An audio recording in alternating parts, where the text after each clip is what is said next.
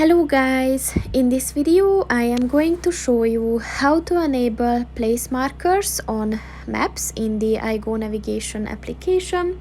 But first I just want to mention, don't forget to subscribe to my channel, because at 10,000 subscribers I am going to show you my whole YouTube revenue statistics and growth strategy, as well as how to make money online. Let's jump into it.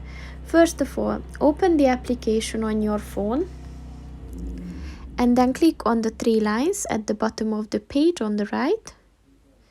And then if you scroll down, click on the settings button and then click on the navigation view button and then click on the map appearance button. And if you scroll down, look for the place markers button. And in order to enable it, just click on the white square next to it. And once it turns green, this function is enabled. So that's pretty much it for this video, guys. See you in the next one.